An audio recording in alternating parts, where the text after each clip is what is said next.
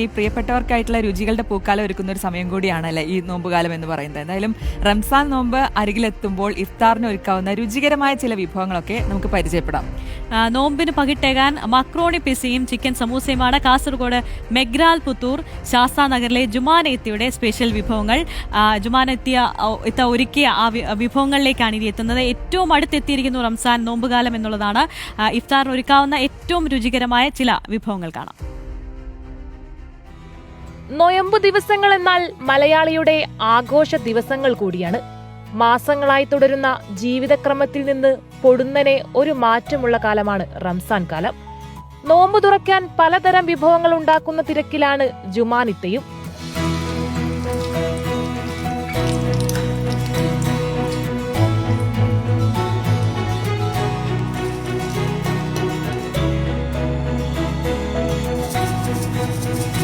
Macaroni പിസയും chicken സമൂസയുമാണ് ഇന്നത്തെ special.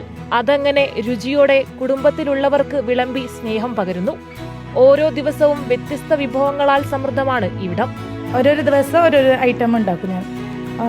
ആ ദിവസം നഗറ്റ്സ്, ചിക്കൻ നഗറ്റ്സ്, സമൂസ, പിന്നെ പിസ്സ, ചിക്കൻ ഇതന്നെ ചിക്കൻ ഐറ്റംസ് തന്നെ അധികം ഉണ്ടാക്കൽ. ചട്ടിപ്പത്തിരി, കടലപ്പൊരിച്ചത്, കൊട്ടയപ്പം, അങ്ങനത്തെ എല്ലാം സ്പെഷ്യലായിട്ട്. മലബാർ വിഭവങ്ങളാണ് കൂടുതലും ട്രൈ ചെയ്യുന്നത്. കുടുംബത്തിന്റെ പിന്തുണയോടെയാണ് പാചക പരീക്ഷണങ്ങൾ നടത്തുന്നതും.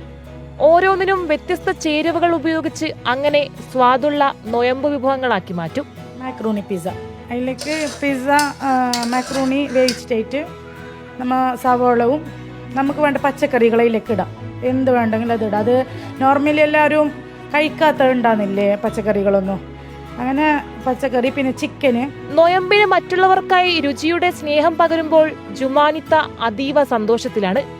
നാളെ എന്ത് വെറൈറ്റി പരീക്ഷിക്കണമെന്ന ചിന്തയിലൂടെയാണ് ഇത്തയുടെ ഓരോ രാത്രിയും കടന്നുപോകുന്നതും. Reporter Archana Raveendran, in reporter, Kasaragod.